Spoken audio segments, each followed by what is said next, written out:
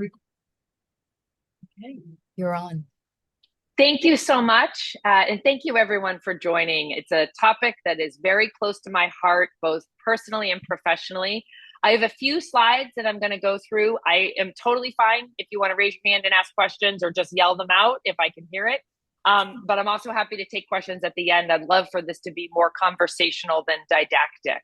Um, so by way of background for me, our company was formerly called O'Connor Professional Group, and we rebranded last year to Intent Clinical, partially because I wanted to get the name or my name off the door. My last name is O'Connor, and I'm imagining many of you can guess what demographic background I come from. So my family is sort of riddled with addiction, particularly on my dad's side. And I had a brother who we lost in 2018 to an overdose from fentanyl. So I come to this work both as a person who's experienced the challenges that come when you're in a family where addiction is present, as well as somebody who wanted a company that could be a resource to families. And unfortunately, insurance doesn't cover the cost for services. So we have marketed our services and had families come forward who can afford to pay privately, which was the situation my family was in.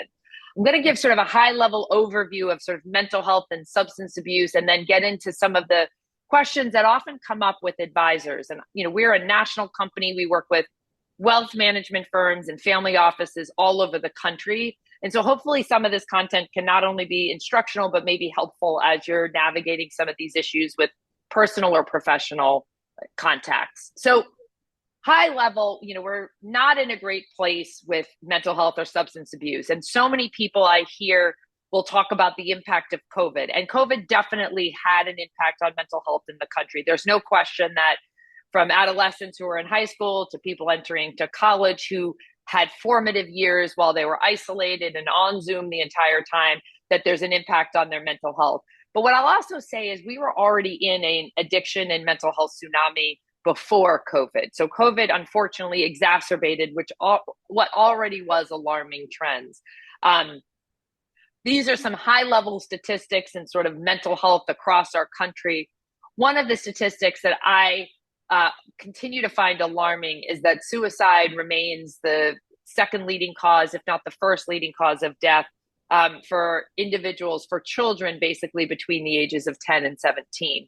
So what we're seeing now are not only adults who are having issues with hard drugs like heroin and alcohol use and alcohol abuse, which exacerbated certainly during COVID years, but an increase amongst young people, children with anxiety, depression, and drug use, unfortunately.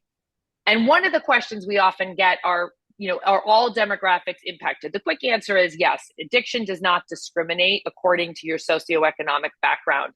I think there was and continues to be at some level a public perception that if you have resources, what could be so wrong in your life? Why do you have the right to be depressed? Or, why do you feel the need to use substances? And so it can be a bit counterintuitive, but what we see are that affluent families are actually at higher risk. And there's some anecdotal evidence and some research-based evidence that suggests they are. From children, again, coming back to children from affluent families, 2 to 3 times more likely to engage in substance use compared with their less affluent peers. I think one of the things that I notice is that depression and anxiety can be even higher in some affluent communities than if you look at people from incredibly disadvantaged socioeconomic backgrounds. And so there's a Dr. Luther out of Arizona who studied this, and there's another book that's a little bit dated in its information, but called The Price of Privilege. So there's all sorts of researchers who've looked at these issues and what are the correlations between the pressures of growing up in affluent families, successful families, and those particular issues, substance use, mental health, but particularly anxiety and depression. What we know is that signs for a problem can range, and we get a lot of questions with families as to, I think one of the things that's interesting is in our media, we throw around terms, sometimes describing unnamed political forces as this person is bipolar or they're a narcissist, or we'll use terms like she must be depressed in a very casual manner. And so then it can become confusing as a parent to distinguish between what is a real problem that we need to start to seek professional help from, and what is acting out behavior amongst a angsty teenager or preteen or an adult who's just gone through a very bad time at work or had a challenge with fertility or whatever the case may be. And so what we know is that there are some key signs and timelines that we need to be aware of. So withdrawing from social engagement, dependence on maladaptive coping mechanisms. If we see somebody drinking more, if we see somebody spending a lot more money, what we see are, especially for children and adolescents into sort of young adults, is all of a sudden somebody who was very proactive in school, very productive, becomes less interested in their goals. And things that used to bring them joy, I love to play music, suddenly have no real interest for them. We do see a lot of families describing emotional volatility. So somebody who had been fairly stable with moods, even their appearance may change. They may wear different clothes. They start associating with different friends. But they also, suddenly we see a mood that was very, very stable going to somebody who is either persnickety, angry, having outbursts for unknown reasons. And then things like food and sleep, and other types of compulsive habits. And what we like to say is that, if somebody has a bad day, that's not necessarily for concern. I mean, certainly if somebody is saying they want to hurt themselves, that's a different level. But if we're seeing any one of these behaviors on one day, that's not of concern necessarily. But 2 to 3 weeks of a behavior that is a clear change from somebody's baseline is when it starts to make sense to approach that person or to suggest to a family member, hey, you may want to look into some type of clinical resource for this situation. So one of the things I like to point out when we talk to folks who work with high net worth and ultra high net worth families, that there are some differences. And it's not to say, like I said, substance use, mental health, the whole behavioral health system, which includes autism, it includes eating disorders. All of those issues affect everybody from every income level. I think what becomes a little bit different is when you are from a family that can afford the best in class care, it can feel overwhelming in terms of the number of choices that you have. And sometimes the best of intentions for many families that we see, they'll come to us with teams of 10, 15 providers. They've got a psychiatrist, a therapist, a family therapist, and then they have a coach and a consultant. And so sometimes I always say, we need to know who is leading the team and ultimately making the final decision, because otherwise it can feel like you're herding cats, and it can be very difficult for families to feel supported and like they have true answers.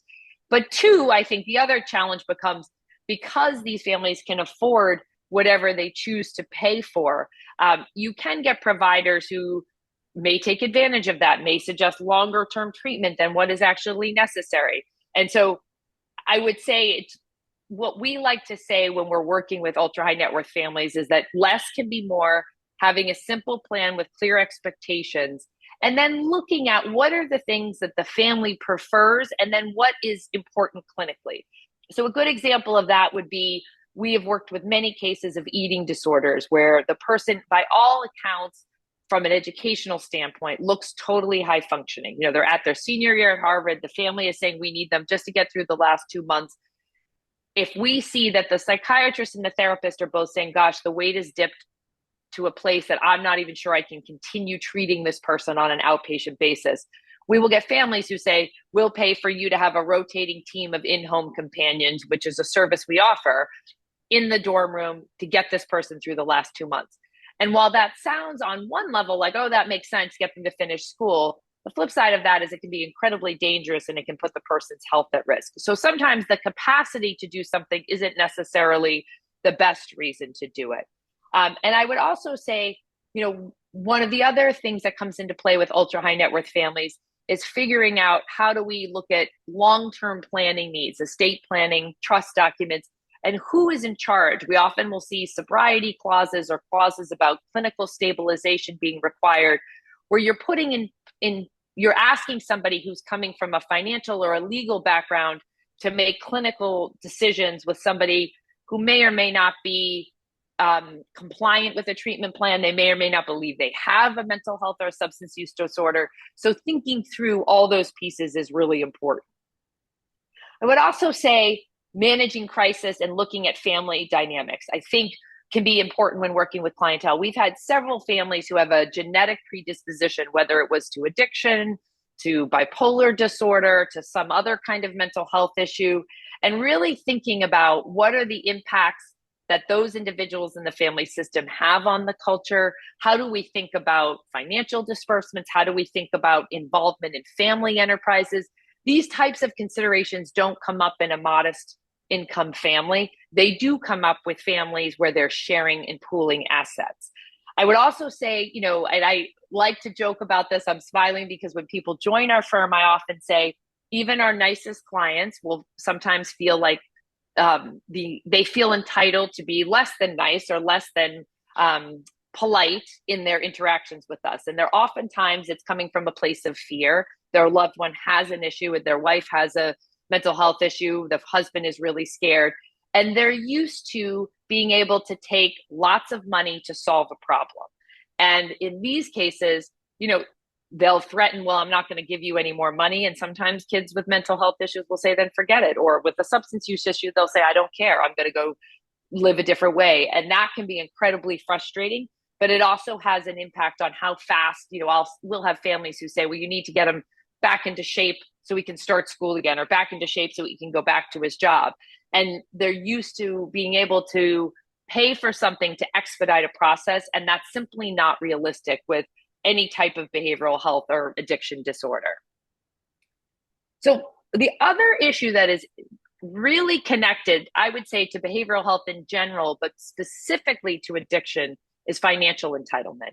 And we can see this actually is a trend we can see with young people of any socioeconomic background who sort of feels as though, well, my parents should just pay for this. A common use of this term, or a common attitude that we'll see, is a young person who's in their 30s saying, dad's trying to control me with money. And my question always is, I can understand that must be very frustrating. Do you feel like he has a right to tell you what to do with your money? And they'll say no. And then I say, do you feel like it's then appropriate for you to be able to say to your dad, I want to be able to smoke weed in an apartment, play video games all day, and not have any expectations, and I need you to fund that? And that'll sometimes stop people in their tracks. So I think one of the big pieces we like to say in this area is really looking at responsibility for major milestones, letting young people, older folks, we get some failure to launch cases that one would assume they're in their 20s, but they're actually in their 50s because they come from generational wealth and there's been no requirement to work or to have any kind of productive pursuit. What we like to say is, if you're doing this proactively, you're looking at when people are younger, letting them take their own accountability for what they want to pursue, and really encouraging the development of interest and achieving those adult milestones. I think the flip side of that, because we like to look at it from what are the incentives and then what are the disincentives, is looking at what are the conditions for receiving any type of disbursement. And obviously there are cases where there's irrevocable trust and that becomes more complicated, but to the extent that we can limit access to private planes, to cash for somebody that we know or suspect has a substance use disorder, trying to do that even when family members struggle with it. And we're not suggesting cutting someone off completely and setting them to the streets, but making life less than comfortable to the point that they have an incentive to say, okay, maybe I have a problem, maybe I'll accept help, or I don't even know that I have a problem, but to get you off my back, I'll start to see a psychiatrist, or I'll consider going somewhere for detox. And the point of that is to get them willing to do something until they're in a better place, their mind is cleared a bit, and they develop internal motivation to get better. So this is sort of along those same lines, having controlled financial distributions and then managing expectations and accountability.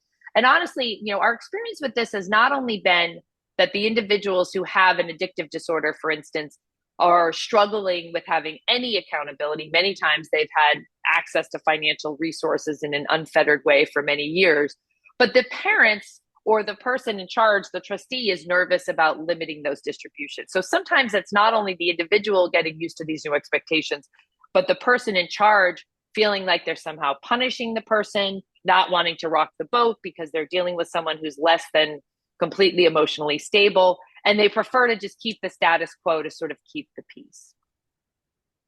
So for those of you who know Ballantine Partners and Covey Edwards Pitts, I always like to quote her book, Raising Children Healthy, Wealthy, and Wise. She defines from families that she's interviewed, I want to say it was 50 families, the characteristics of next generations that are thriving. And if you look at the top half of this slide, they demonstrated financial independence. They're looking at their own goals.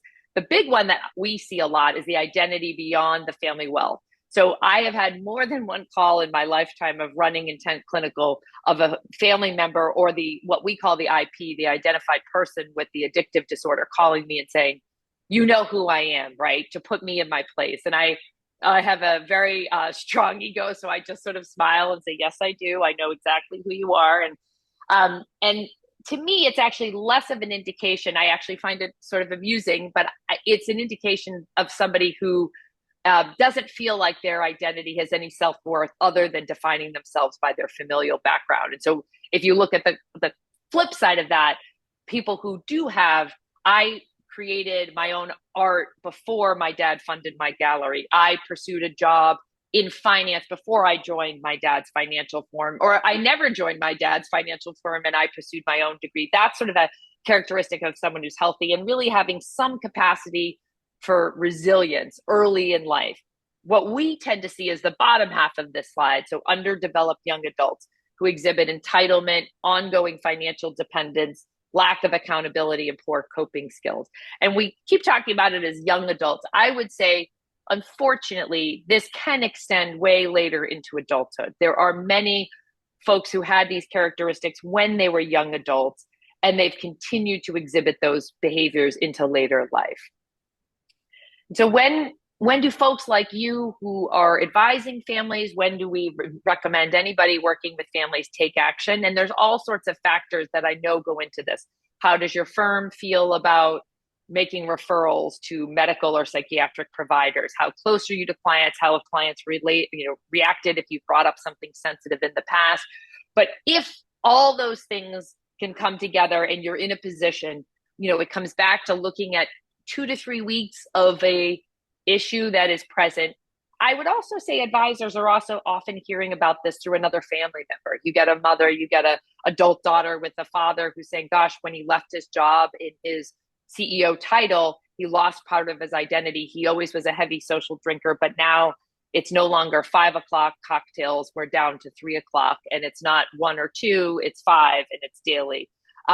So that's not just a timing thing. That might be an indication that either you're seeing behaviors change yourself and or somebody in the family is mentioning that there's something that they're concerned about. And these are some of, again, the signs that you could see that are probably more visible as an advisor. What I will say, these are sort of, lighter symptoms. One of the things that we always like to say as a firm, crisis is often very scary to families. So when we talk about crisis, we think about things like a car accident, a DUI, somebody winding up in the hospital for psychiatric or other issues, somebody getting kicked out of school.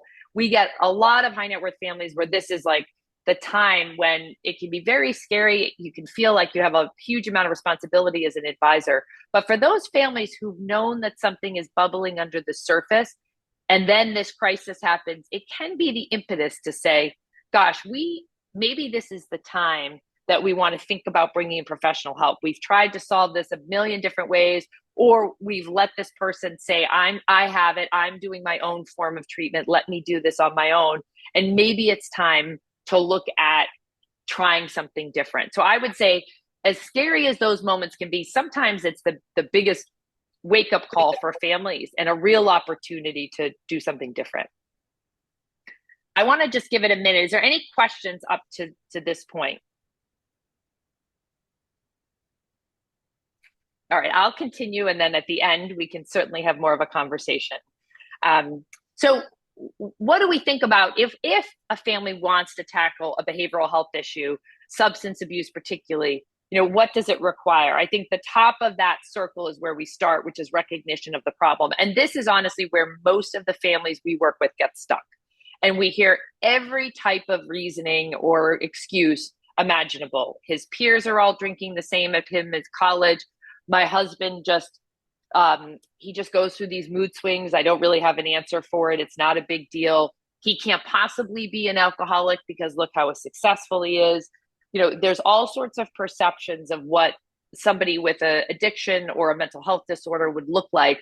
And if somebody doesn't meet that sort of generalized image, it can be very difficult for families to actually recognize it and then go to the next step of saying, okay, who can we include in this discussion? Because it's very rarely solved by one person. It's very rarely that a wife says, my husband has this issue, and if he himself doesn't recognize it, that she is able to get that person into the treatment that's needed.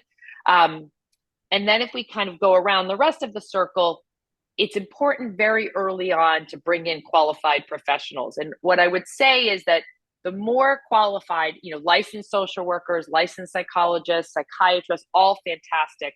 But really when it's an addictive disorder, looking at what their training is. There is a addiction, the ASAM Society, which is the American Society of Addictive Medicine. People who've been trained in that, usually it's a psychiatrist, they have a higher level of training than most people do on addiction. Or looking at a professional who has worked at a treatment center like a Karen treatment center, but somebody who really understands addiction. Because what we often see is that a person with an addictive order, and I'll take my brother as an example, if left to his own devices, he would say, I found my own therapist. And he would inevitably choose somebody who had experience with generalized anxiety and depression. He was smart enough to look at the DSM-4, which is a clinical guideline manual, and he would report that he had the symptoms of a particular disorder to solicit medication for that disorder. So if you don't have somebody who's very savvy around addiction and who's watching out for those types of manipulative behaviors, you could have somebody treated by a qualified licensed professional for years without making progress. I think the other parts of this wheel really involve breaking a cycle of behavior and thinking the family even coming up with new coping skills. My colleague Diana, who talks a lot about the impact of addiction on family systems, describes it as a gear system. And she will always say, if one gear in the system shifts, it forces change on the rest of the system. And you're hearing a lot of talk about families making change. And that's partially because the majority of our clients do not recognize they have an issue. Or they will say, yes, maybe I drink a little too much, but the level of ability to say, yes, I'm going to embrace treatment is low. So it's often requiring families to get involved, to start to think about, okay, what type of consequences are we going to have for behaviors? That probably is a mentality that applies to younger people, where you can have more limits on financial distributions, or, you can limit somebody's access to a car or a phone.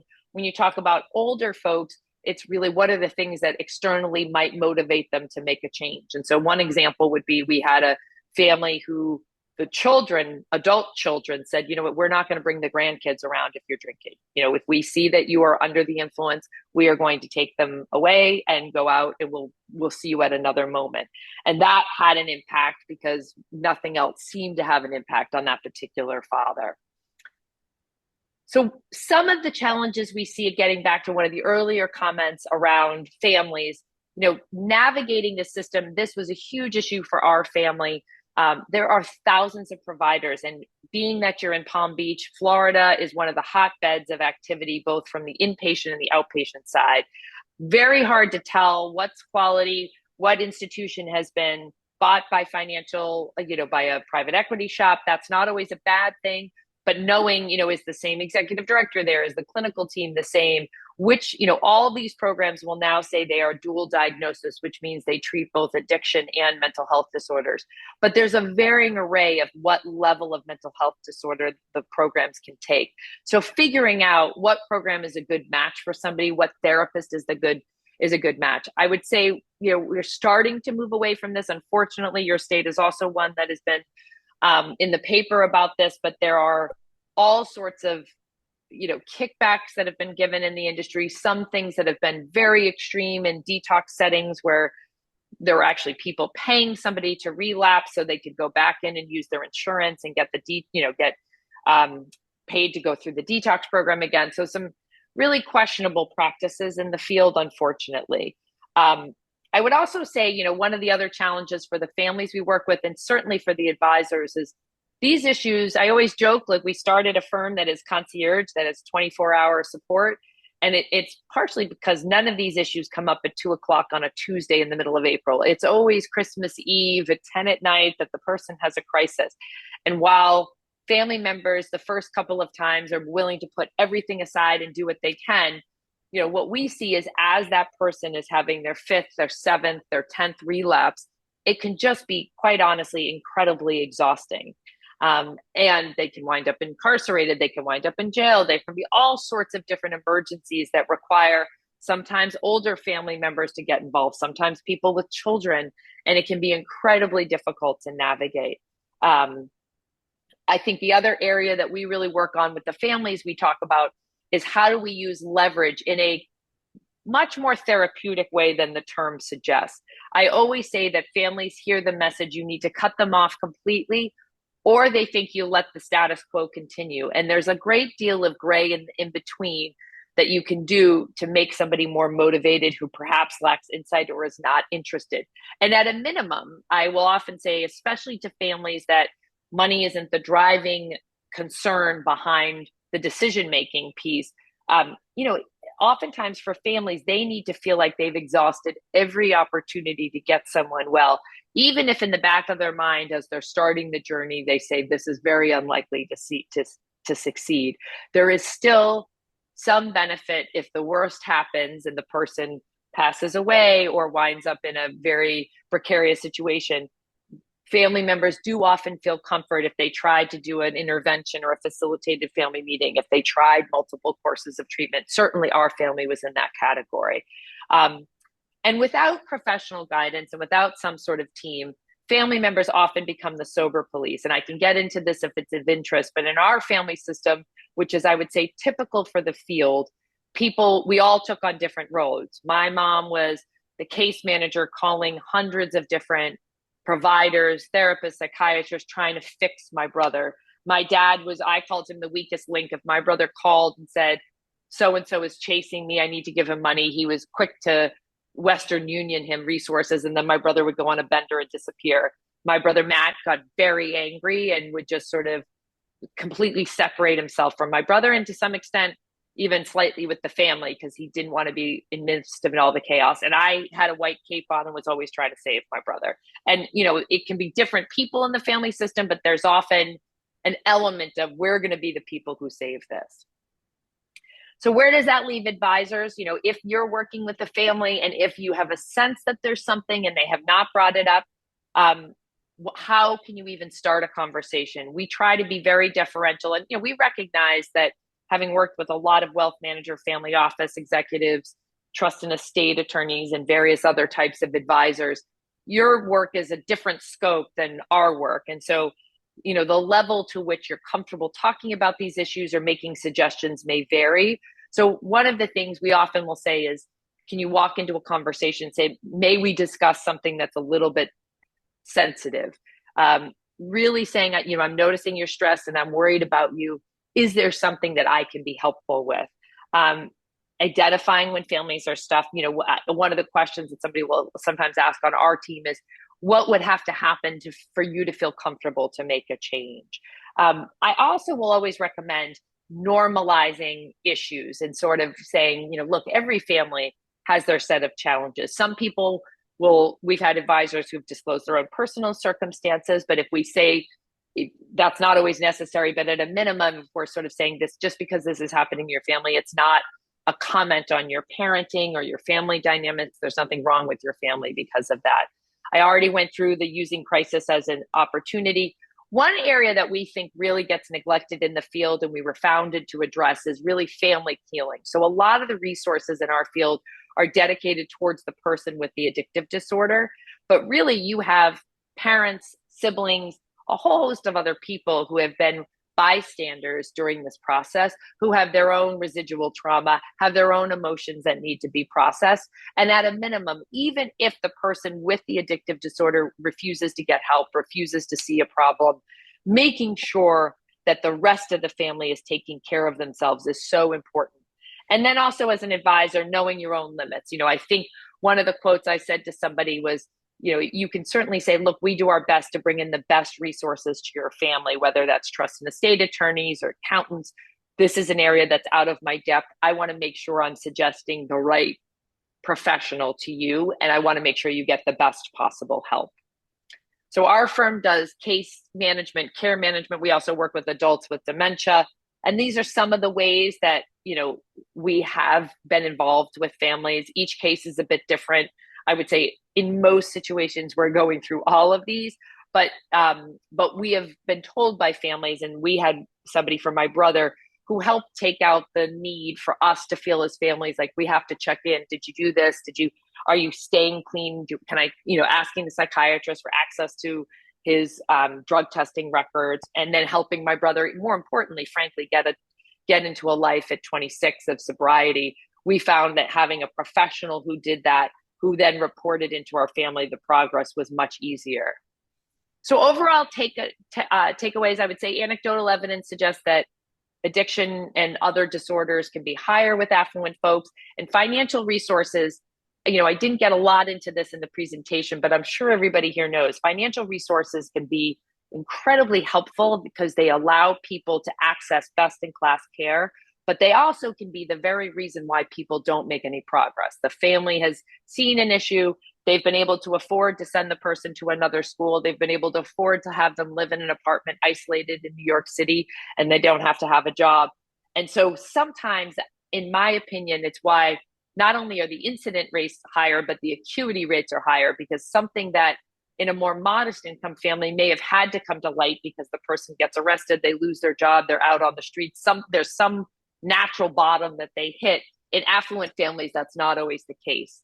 I can't speak enough about doing proactive intervention and the importance of looking at early warning signs. Much easier to treat any of these issues if you get the right combination of therapy, medications, lifestyle changes, coaching in the beginning, that if we're dealing with it after the person's been in a situation for years and years. Certainly high net worth families need tailored solutions. We've had a client who came out of a psychiatric institution and said, I don't want to go to a step down program. I want to go on my yacht, and the answer was he was either going to do that with no support, or he was going to do it with some kind of clinical guidance. And so we were able to come up with a solution that worked for him. That's an extreme example, but we have many families who have multiple homes in different areas, or who have certain expectations that are different than the average family, and they might need something that's more customized to their needs. And then really looking at collaborative support, making sure that we're getting not only family members aligned, but advisors and everybody on the same page about what the treatment plan would be. I'll make two mentions. We did two films, one about bipolar disorder, my colleague Diana's father's story, and then one about our family story. And these are about 30 minutes, and they really explore, in our family story, it explores the correlation between wealth and addiction. And it's, my parents talk, I talk, but we also have a bunch of clinical professionals who weigh in about trends within family systems. And living with bipolar disorder, that story is very similar. Welcome to view these at any time. And then these are some resources, and I'm happy to have this deck sent around if it's helpful, that we have found helpful with our clients. And certainly we included both. These tend to be more clinical resources to vetted, ZenCare is a vetted directory of therapists. Some of these others are institutions that try to help people with different disorders. Wellness are more general resources for people that may not reach the level of needing a therapist, but are going through a period of time where they're struggling. And then there's some information at the back of the presentation about our firm specifically. So thank you. I'm going to stop the share if I can figure out how to do that. Okay. And I'm happy to take any questions that anyone has. Okay, give it a shot. Can you hear me, Arden? I can, yes. Okay, perfect. So I know I have a very talkative group here, so I'm just gonna get them started. I love stories. I think it's a lot. It's how I process and how I think of examples of how I would work with people. So we're all advisors here. Do you have an advisor story you can share about Sure. how they made the referral, how they worked with the family to get them the right resources? Sure, happy to. So one story would be, we had a family office that came to us, an executive at a family office.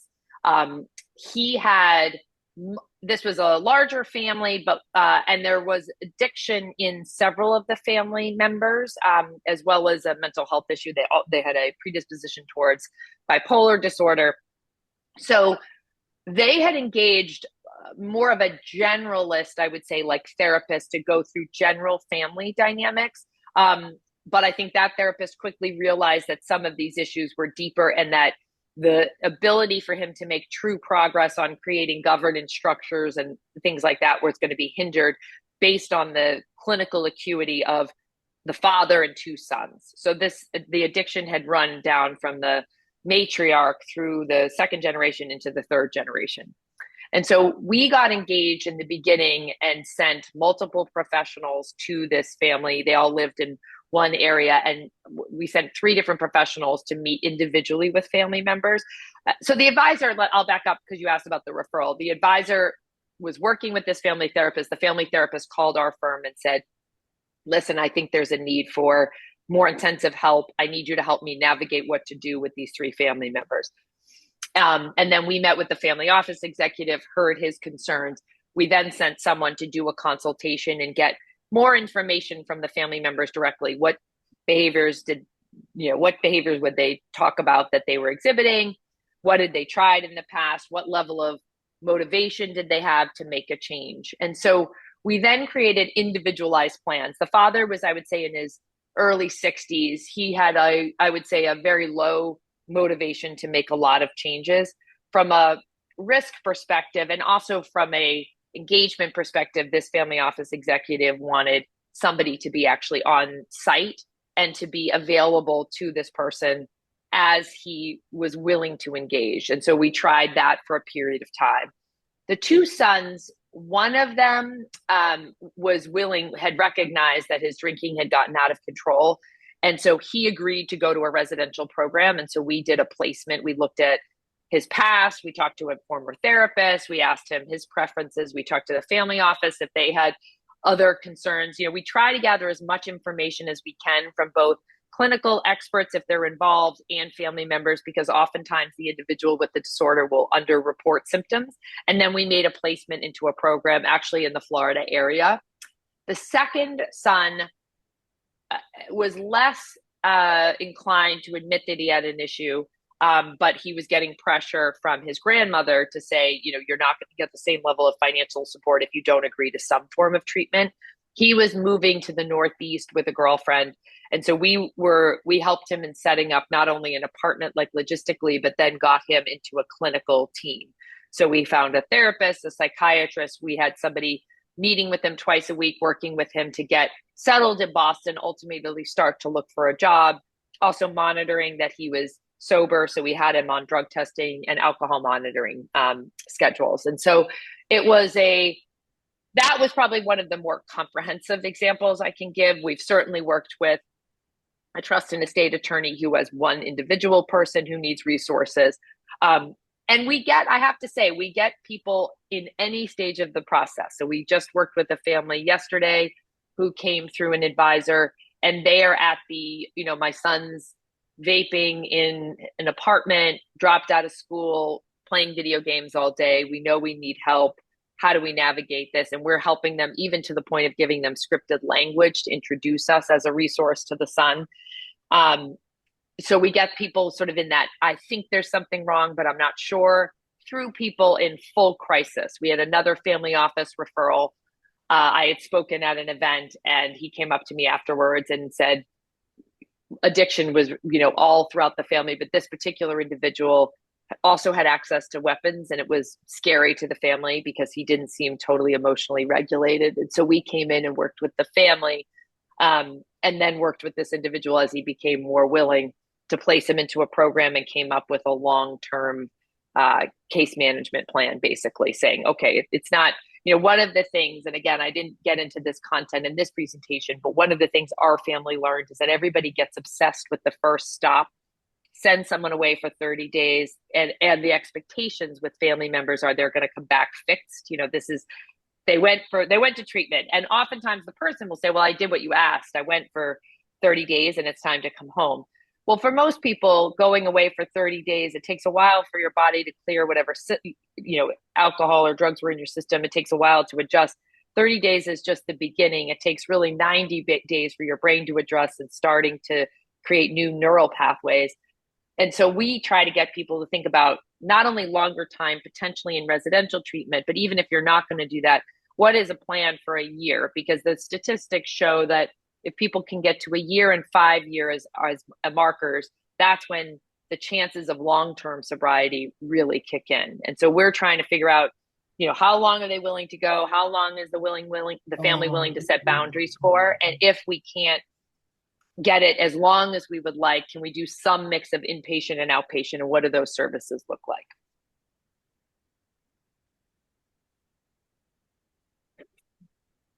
How often, so I'm friendly with a woman down here who had a son who was addicted, and she is very open about that because she really wants to help other families in that same situation. In fact, she's written a book about it called Addicted to the Addicted.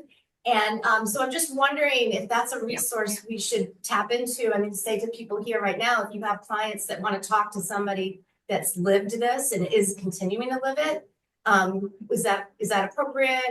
How do you handle that? It's a great question. And a lot of so I obviously am very open about our family story. We created this documentary for this purpose. And there's others. There's Shatterproof, which is one of the organizations on the list, was founded by a gentleman who lost a son to addiction overdose. I would just say in general, yes, I think those resources can be great. The thing to note, I would say twofold.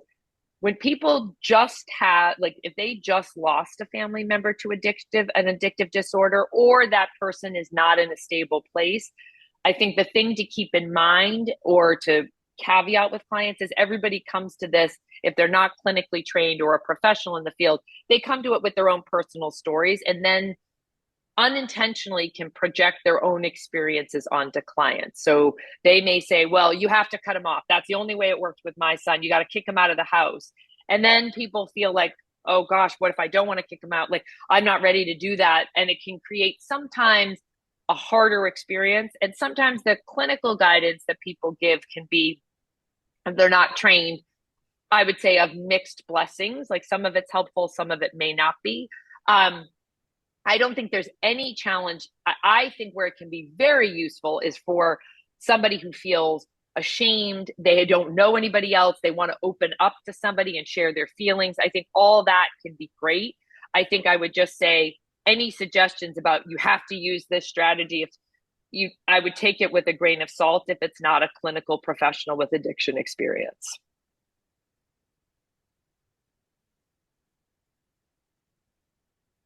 Hi.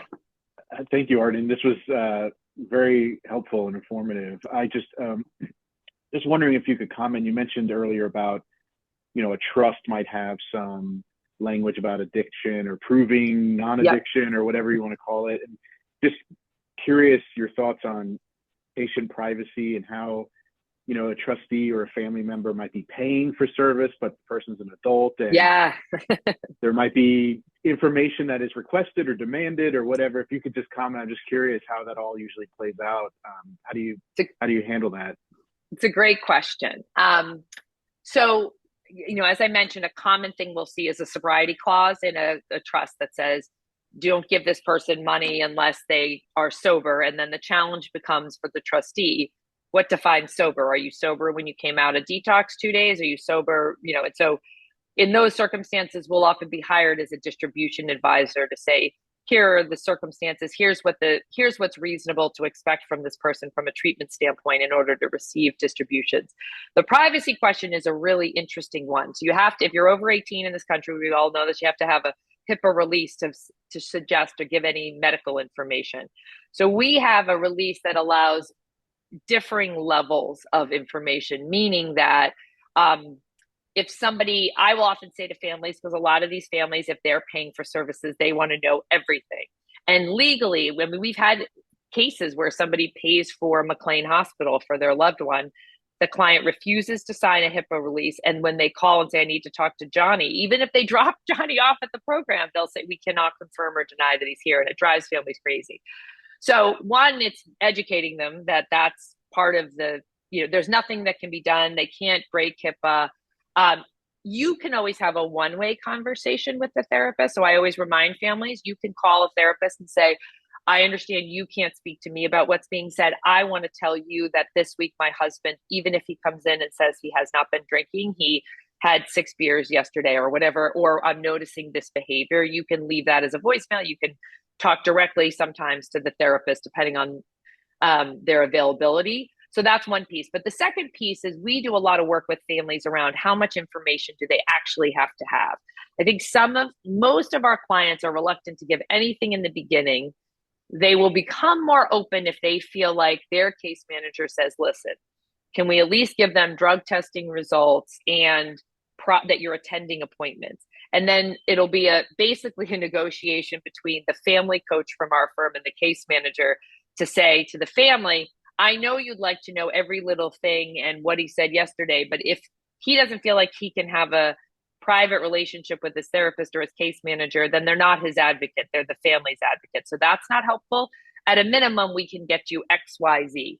And then with the individual, it's often saying, is it possible? What are you comfortable with in trying to negotiate over time? Sometimes families will do, we're not going to pay for your apartment unless we at a minimum know that you are taking drug tests, you're compliant with the drug testing plan, and you're attending appointments, which I don't think is a bad strategy because so many clients have said, I'm seeing a therapist.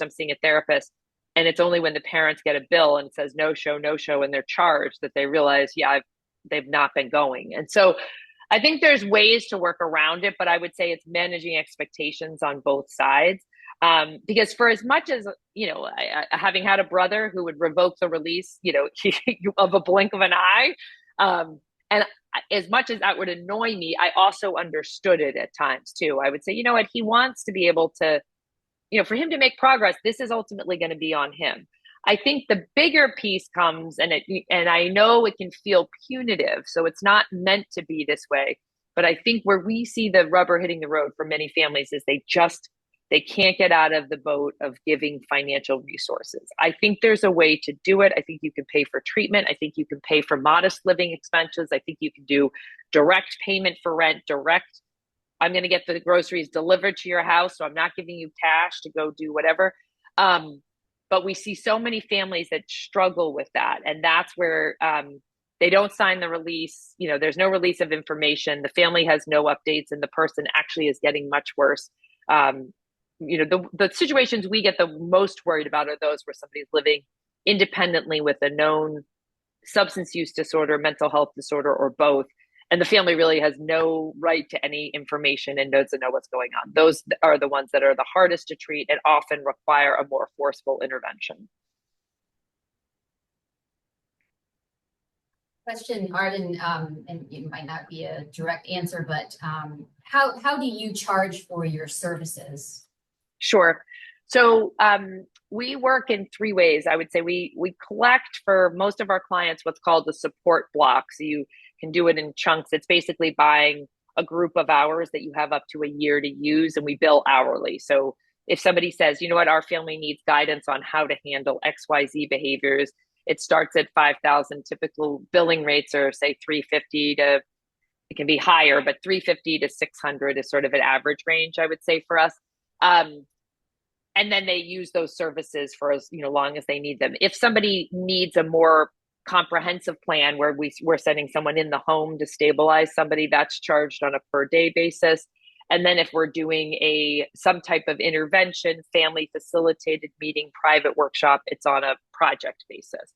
So it depends on what we're doing. And I think one thing that I felt in the field is that we had an easier time finding a therapist or a treatment center. It was sort of the ancillary services that became harder to organize and to feel like our family had a comprehensive solution, so that when my brother relapsed, we had someone to go to say, okay, does it make sense to go back to treatment? Do we go to the same treatment center? What are we going to do differently when he comes out? What can we do differently as family members? And that's really what we were set up to address, which is why the pricing is less simple than I would like to be, honestly, as the business owner, but necessary in my opinion, because we know some families will use multiple services, some will use one. It depends on what they're doing.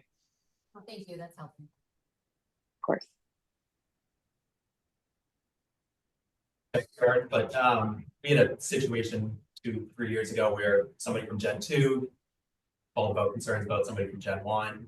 So you alluded to this a little bit in your presentation, but it ended up having a pretty happy outcome, at least for now. You know, these things can obviously change, and we played a limited role. It was more just confirmation that we're seeing a problem too, and acting as a sounding board. But can you talk a little more about when there's a power imbalance? Yeah.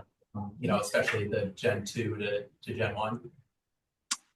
Yes, it's a great question. I always say these are the hardest cases. So when you have a G2 member and even a wife who's concerned, the person's often G1, I'm going to use obviously gender stereotypes, but it's oftentimes a powerful father figure who's created the business, created the wealth, and everybody's a little nervous, you know, that about what his reaction is going to be should they intervene. And obviously, like most things, it depends on the dynamics. It depends on a number of factors.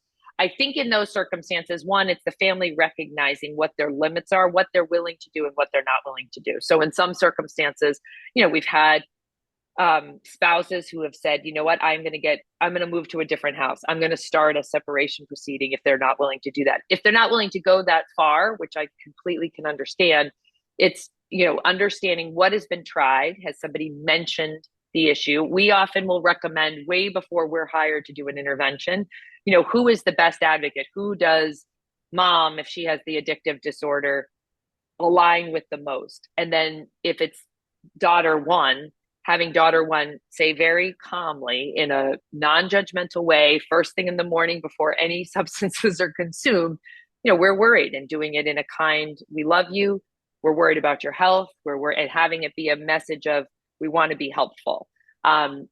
Trying that a couple different ways, a couple different times. And then if that's not feasible, really, I think the most important next step is getting the family members aligned together on what the approach is going to be. And that can take a little while. It's why we do interventions. I always joke they're not quite as dramatic as the TV makes it out to be, with somebody jumping out of the closet and surprising everybody. But we like to be thoughtful, because frankly, these break down. If daughter one says, no, she has definitely a problem and she needs to go to treatment, and daughter two says, no, I just had her over yesterday and it's no big deal, you're not necessarily going to have a consensus on exactly the opinion, but there needs to be some dialogue and some direction that's somewhat agreed upon to move forward. And so I think it's always easier in those circumstances to get, even if it's not all the siblings, but a cohort of folks who are willing to risk it, to come together versus putting all that onus on one person. And then it's really trying to find out, as can sound harsh, but what are the points of leverage? You know, you're not going to cut off dad's trust or mom's trust, or, you know, you're not going to kick them out of an apartment, but is it somebody saying, I'm going to leave the marriage? Is it access to grandkids? Is it, you know, and it's not to say you're threatening them. It's more to say we're concerned and this isn't a pleasant environment we want to be on. I would say the last piece is then accepting, even before you start the process, that you may not get the outcome you want. You know, if you have had somebody who's had heavy drinking behaviors that have verged into alcoholism, as an example, for years and years and years, it may be that the family members have to take care of themselves, find their own therapist, their own coach, and figure out how they can live in the most productive way that helps them still feel at peace to some degree, even knowing that they're seeing a loved one who isn't making the progress they would like. We have done very creative things in an intervention process when the family is ready to do it, involving a doctor who can show, you have cirrhosis of the liver, here's the evidence. Sometimes an external force who's doing it on a fact-based basis. And the last thing I'll say is the most important thing in those situations is that you have people all coming from a place of, we are concerned, not from a place of, do you know how this impact, you certainly can talk about how something impacted me from an emotional neutrality standpoint. I was upset because you missed your granddaughter's recital because you were drinking at a bar with your buddies after golf and you didn't show up, but not from and then yesterday you did this, and then this happened, and then this happened. We sometimes see any facilitated family meeting or intervention as the platform for certain family members to air all their grievances, and that is not effective. That just gets the person on the defensive. And then the very last thing I'll say is, in those situations, I would also say it's much more incumbent if the person says, okay, I'll consider something. It's more likely they're going to have more of a say in what they're willing to do. Some circumstances, we will say this is so far gone, they have to go to a hospital, or they have a certain level of care is the only thing that's appropriate. But more often, we will say, okay, if you're not going to consider inpatient, would you consider a live-in companion? Would you consider a psychiatrist who prescribes an injectable medication? Would you consider this? And I think approaching it with that attitude, knowing that they're going to be able to say yes or no, it's very different than the dynamic with a younger child or an adolescent who has less leverage. We have time for probably one more question.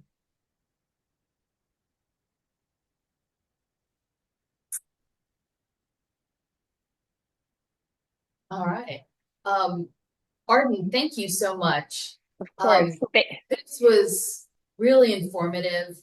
And we'll certainly circulate any of the materials that you would like to share with us, circulate it with the group, and also share the recording. So thank you. Thank you. Thank you so much for participating today. I really appreciate it. Awesome. Have a great day. Bye.